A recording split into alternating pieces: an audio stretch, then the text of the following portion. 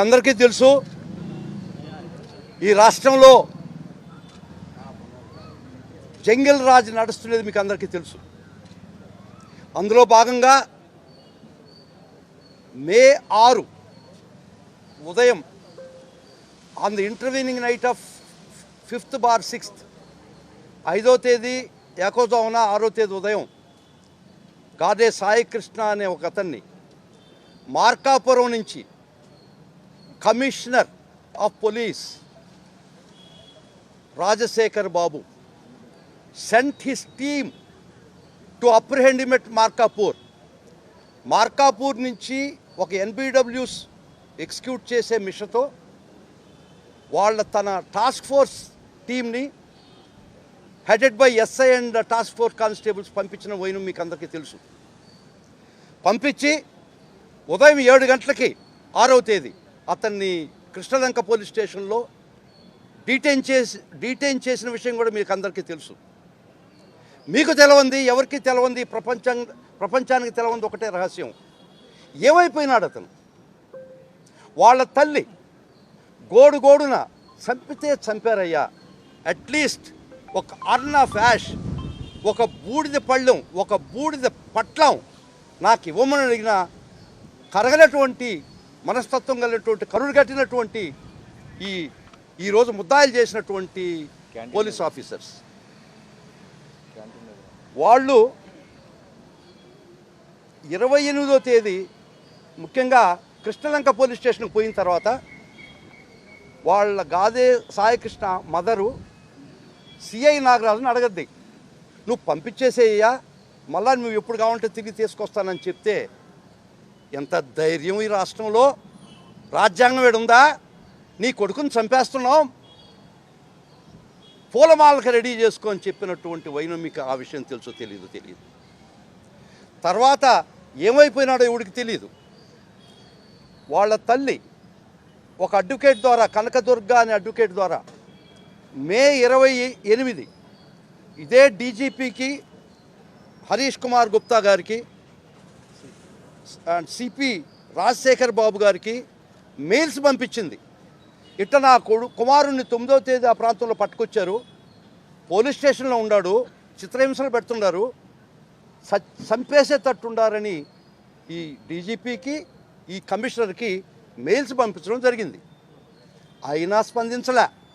ఎందుకంటే నిద్రపోయేవాళ్ళని లేపొచ్చు, నిద్ర నటించేవాళ్ళని లేపగలుస్తున్నా. You can wake up a person who is sleeping, but you cannot wake up a person who is pretending the sleep. వాళ్ళకి 6వ తేదీ తెలుసు, తీసుకొచ్చిందే కమిషనర్ టాస్క్ ఫోర్స్. వాళ్ళు కొత్తగా తెలిసేది ఏంది 28, దాన్ని ఖాతరు చేయకుండా ఉన్నప్పుడు మరలా ఈ గౌరవ మ్యాజిస్ట్రేట్ కోర్టులో సీసీ ఫుటేజ్ ప్రిజర్వ్ చేయమని ఒక పిటిషన్ వేయడం జరిగింది. దానిలో రెస్పాండెంట్ ఈ కమిషనర్, దానికి కూడా ఖాతరు చేయలేదు. అప్పుడు తెలుసు కదా మీరు ఇల్లీగల్ డిటెన్షన్లో పెట్టున్నాడని మీకు జూన్ 5 మీ దగ్గర పిటిషన్ వేశారు కదా, మీరు దానిలో ప్రతివాది కదా, అప్పటికి పట్టించుకోలేదు. తర్వాత వాళ్ళ తల్లి హెబియస్ కార్పస్ పిటిషన్ గౌరవ హైకోర్టులో వేయడం జరిగింది. అది 2వ తేదీ ఫైల్ చేసింది, 4 విచారణకు వచ్చింది. 4 విచారణ రోజు మాకు ఇన్స్ట్రక్షన్స్ కావాలా, దీని గురించి తెలుసుకోవాలి విషయాలని చెప్పి 15కు టైం అడిగారు. 15 ఈ డీజీపీ హరీష్ కుమార్ గుప్తా కమిషనర్ తరఫున ఏమి చెప్పారంటే, వీళ్ళు ఏమి చెప్పించారంటే గౌరవ హైకోర్టుకి 15 జూన్, ఇది చాలా స్పష్టంగా గుర్తుపెట్టుకోండి. ఆ గాదే సాయికృష్ణ అనే వ్యక్తే మాకు తెలియదు, అతను మేము అరెస్ట్ చేయలేదు, మా డిటెన్షన్స్లో లేడు, మేము ఇప్పుడు మీరు చెప్పారు కాబట్టి టీమ్స్ డిప్లాయ్ చేస్తున్నాము ఎతికేదానికని 15వ తేదీ జూన్ నిస్సిగ్గుగా ఎంత ధైర్యంతో హైకోర్టు వారికి వీళ్ళిద్దరు చెప్పారు. ప్రతివాదులుగా ఉన్నటువంటి హరీష్ కుమార్ గుప్తా, ప్రతివాదిగా ఉన్నటువంటి రాజశేఖర్ బాబు హైకోర్టులో ఈ విధంగా చెప్పడం జరిగింది. సరే, అక్కడ వదిలేస్తాం. కానీ మళ్ళా చెప్తున్నాను, ఒక క్రైమ్ ఎవడైనా ఎంత పర్ఫెక్ట్గా చేసినా కూడా he leaves a foot print somewhere, crime foot print అంటారు. వాళ్ళ వదిలినటువంటి క్రైమ్ ఫుట్ ప్రింటు 29వ తేదీ నాగరాజుని రిమాండ్ చేసేటప్పుడు ఒక విషయం రాశారు. అలా ఇది నిజమే. 6వ తేదీ మేము పట్టుకొచ్చాము, మే 6 పట్టుకొచ్చాము, స్టేషన్లోని హ్యాండ్ ఓవర్ చేశాము అని రిమాండ్ రిపోర్ట్లో రాసింది. కానీ ఈ పట్టుకొచ్చినటువంటి కమిషనరు తర్వాత డీజీపీ హరీష్ కుమార్ గుప్తా 15వ తేదీ వాడు ఎవడో తెలియదు అంటారు. మే 6వ తేదీ పట్టుకొచ్చింది ఒక రికార్డులో మీరే రాశారు. మీ రికార్డు ప్రకారమే రిమాండ్ రిపోర్ట్లో మే 6 పట్టుకొచ్చినట్టు మీరే ఒప్పుకున్నారు. కానీ జూన్ 15 నుంచి హైకోర్టుకు వస్తారు మాకు ఎవడో తెలియదన్నారు. తర్వాత మే 28వ తేదీ వాళ్ళ తల్లి మీకు మెయిల్స్ ఇచ్చింది, మీరు యాక్ట్ చేయలేదు. You are conspired, colluded with SHO Nagaraju to prevent him being made an accused. మీరు అతన్ని ముద్దాయిగా చేయకుండా రక్షించడానికి, ఎవిడెన్స్ని డిస్ట్రాయ్ చేయడానికి మీరు సహకరించారు. అది క్రిమినల్ కాన్స్పిరసీ. రెండవది, you have abetted the case by illegal omission. మీరు ఆ ప్రకారం ముద్దాయిలు. మీకు తెలిసి కూడా ఈ క్రైమ్లో, ఇంత దురదృష్టకరమైనటువంటి ఘోరమైనటువంటి ఈ అఫెన్స్లో మీ సహకారం వల్లనే అసిస్టెంట్ కమిషనర్ ఆఫ్ పోలీస్ మానస వారు, కమిషనరు అండ్ డీజీపీ మీ యొక్క ముగ్గురు సహకారంతో మాత్రమే ఈ అఫెన్స్ నాగరాజు చేయగలిచాడు. మీకు ప్రతిరోజు ప్రతి స్టేషన్లో ఎస్బీ కానిస్టేబుల్ ఉంటాడు. ప్రతిరోజు స్టేషన్కి మీకు రిపోర్ట్స్ పంపిస్తాడు. DSR అంటారు, అది డైలీ స్టేటస్ రిపోర్ట్. దాని ప్రకారం ఆ స్టేషన్లో ఎవరు డిటెన్షన్లో ఉన్నారు, ఎవరు ఇల్లీగల్ డిటెన్షన్లో ఉన్నారు, ఎవరిని వదిలేశారని మీకు ఎవ్రీ డే కమిషనర్కి, డీజీపీకి, అసిస్టెంట్ కమిషనర్కి రిపోర్ట్స్ వస్తున్నాయి కదా. 6వ తేదీ తీసుకొచ్చి మీ రికార్డులోనే ఉంది కదా. 7, 8, 9, 10, 28 దాకా వాళ్ళ అమ్మ చంపేస్తున్నారో అతను ప్రొడ్యూస్ చేయలేదు కోర్టులో అని మీకు చెప్తే, మీరు ఈ క్రైమ్లో భాగస్తులు కాబట్టి, ఈ క్రైమ్ మీకు మీరు సహకరించారు కాబట్టి మీకు నిమ్మకు నీరెత్తినట్టున్నారు. కానీ ఒక్కటి మటుకు చెప్తున్నా, చట్టంలో be you ever so high, the law is above you. However taller you are, the law is still taller than you. ఎంత పొడుగైనా ఉన్నాడు మీరు, కానీ మీకన్నా చట్టం పొడుగ్గా ఉంటుంది. మీరు ఎంత బలవంతులైనా ఉండండి, మీకన్నా చట్టం బలంగా ఉంటుంది. అది ఆ ఒక్క న్యాయ వ్యవస్థలో ఉన్నటువంటి గౌరవం, గొప్పతనం అదేను. ఈ క్రైమ్లో మీ యొక్క సహకారంతో, మీ యొక్క దీంతో ఇంత పెద్ద అఫెన్స్ నాగరాజు చేయగలిచాడు. మీరు సకాలంలో యాక్ట్ అయ్యి ఉంటే 6వ తేదీ పట్టుకొచ్చినాడు, 7వ తేదీ మీకు DSR పోయి ఉంది కదా, మీకు వచ్చింది కదా. 7వ తేదీ స్టిల్ డిటెన్షన్లో ఉండాలంటే మీరు అప్పుడు యాక్ట్ చేయాలి కదా. ఎప్పుడు దాకా చేయలేదు. జూన్ 15 కూడా మాకు తెలియదు, మేము అరెస్ట్ చేయలేదని చెప్పినటువంటి వైన వీళ్ళు ఇద్దరు, హరీష్ కుమార్ గుప్తా, ఈ కమిషనరు, హైకోర్టు వారి దగ్గర వాళ్ళ అడ్వకేట్ ద్వారా రెస్పాండెంట్స్ వీళ్ళను, ఈ ఇద్దరు రెస్పాండెంట్స్ చెప్పించిన మాట, జడ్జి గారు రాసినటువంటి order, the AGP representing all the respondents. ఆ చెప్పినటువంటి ఏజీపీ డీజీపీని, కమిషనర్ని రిప్రజెంట్ చేస్తూ చెప్పిన మాటలని చెప్పాడు. మీరు 15వ తేదీ కూడా నాకు తెలవదని చెప్పారు ఒక సైడు. 6వ తేదీ మీరు 29వ తేదీ జూన్ నాగరాజు రిపోర్ట్లో 6వ తేదీ పట్టుకొచ్చాను మీరే చెప్పారు కదా. మీకు తెలుసు కదా, వాళ్ళ అమ్మ వాళ్ళ మదర్ మీకు 28 మే మీకు మెయిల్స్ ఇచ్చింది కదా. అప్పుడైనా మీకు తెలియకుండా జరిగి ఉంటే మీరు స్టేషన్ రైడ్ చేసి ఉండాలి కదా. నాగరాజు మీద ఆ రోజే కేసు రిజిస్టర్ చేసి ఉండాల్సింది కదా. నాగరాజుకు టైం ఇచ్చి, నాగరాజు అన్ని పనులు పూర్తిగా సక్కపెట్టుకునే దానికి మీరు సహకరించారు కాబట్టి కాన్స్పిరసీలో ముద్దాయిలు.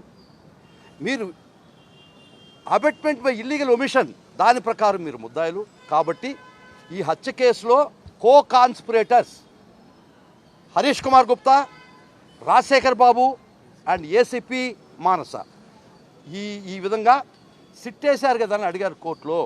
ఆ సిట్టు మీకు అందరికీ తెలుసు, రుబాబుద్దీన్ షేక్ కేసు అని. ఒక పోలీసు వాడు, జ్యూరీ, జడ్జి, ఎగ్జిక్యూషనర్ వాళ్ళేనా? వాళ్ళే తప్పు చేసి వాళ్ళే ఇన్వెస్టిగేట్ చేసి వాళ్ళే న్యాయ నిర్ణేతలేనా? కాదు కదా. Jury, judge and executioner one and the same ఉండొచ్చా? ఉండడానికి లేదు కదా. నువ్వే నేరం చేసి, నువ్వే దాని మీద విచారణ వేసుకొని, నువ్వే దానిలో క్లీన్ షీట్ ఇప్పించుకొని వైట్ వాష్ చేసేదానికి కుదరదు. ఈ చట్టం ఒప్పుకోదు. మీరు white washing, white washing, self certification కుదరదు. ఆ సిట్టు ఎక్కడి దాకా పరిమితం అయిందండి? నాగరాజు, ఒక ఇద్దరు కానిస్టేబుళ్ళు, అంతకన్నా పైన దీని ప్రమేయం మీరు ఖచ్చితంగా ఈ ఫుట్ ప్రింట్ చూసారా? సిట్ చూడలే, మీరు చూసి ఉండొచ్చు, కానీ మీరు చేయరు ఆ పని. ఒక సామాన్య మానవుడికి అవుపడ్డటువంటి మీ క్రైమ్ ఫుట్ ప్రింట్, దీనికి పెద్ద రాకెట్ సైన్స్ అవసరం లేదు. ఏబిఎస్ కార్పస్లో ఏం చెప్పారు 15 జూన్?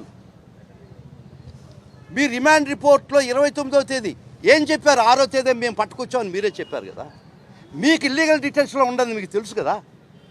తెలిసి మీకు మెయిల్ ఇచ్చిన తర్వాత కూడా మీరు నిమ్మక నీరెత్తున్నా అంటే మీరు ఆ ఆఫెన్స్కి సహకరించారు. మీ యొక్క ప్రమేయంతో జరిగింది, మీ యొక్క సహకారంతో జరిగింది, మీ యొక్క ఇల్లీగల్ వంశంతో జరిగిందని చెప్పి ఈరోజు మేము ఒక కంప్లైంటు, ప్రైవేట్ కంప్లైంట్ వేసామండి. 210/223 read with 233 BNSS for the offences 61 conspiracy, 49 abetment, 127(3). మీరు ఒక public servant, law prescribe you to do a certain thing in a certain way. మీకు ఇల్లీగల్ డిటెన్షన్ ఉందండి 28 తెలుసు కదా. మీరు ఏం చేసి ఉండాలి? ఇమీడియట్గా స్టేషన్ రైడ్ చేసి ఉండాలా, నాగరాజు మీద కేసు రిజిస్టర్ చేసి ఉండాలా. అది చట్టం. అది మీరు ఆ విధంగా మీరు చట్టం పాటించలేదు కాబట్టి, the way that the law directs you did not act which cause injury to someone అంటే 127కి మీరు స్క్వైర్గా వచ్చేసారు. దాని కింద మీరు తప్పించుకునే సమస్య లేదు. 198 and 238 రెడ్ విత్ 3.35 అంటే కాన్స్పిరసీలో మీరు భాగం. ఈ అఫెన్సెస్ కింద మేము కంప్లైంట్ వేసాం. దీనిలో 233 BNSS వాడినాం.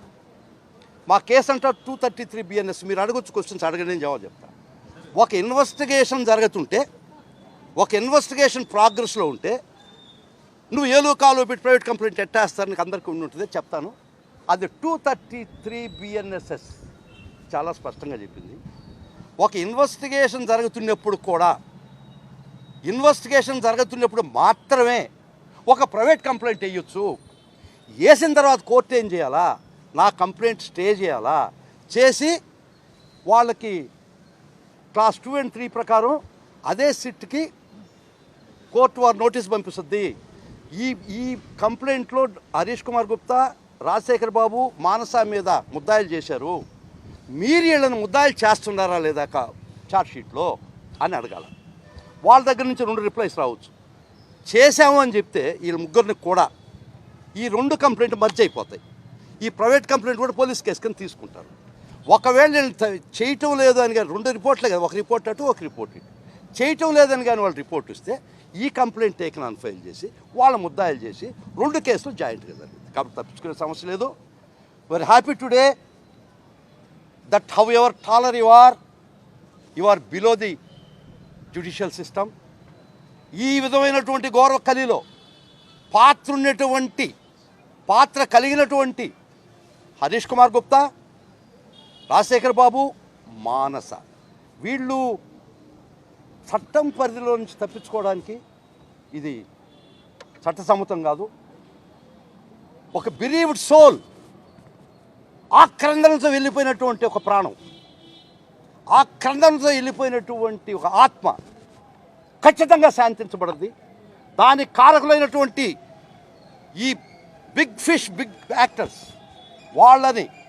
వాళ్ళని ఈ కేసులో వాళ్ళని ముద్దాయిలు చేసి విచారించిన రోజే ఆ ఆత్మ శాంతి కలగద్దని ఒక ఉద్దేశంతో, ఇది వాళ్ళ మదర్కిను పోలీస్కిను కోర్టుకి సంబంధించిన కాదు విషయం.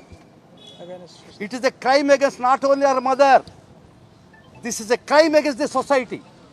ఈ సమాజం మీద చేసినటువంటి దాడి, ఈ సమాజం మీద చేసినటువంటి ఒక నేరం.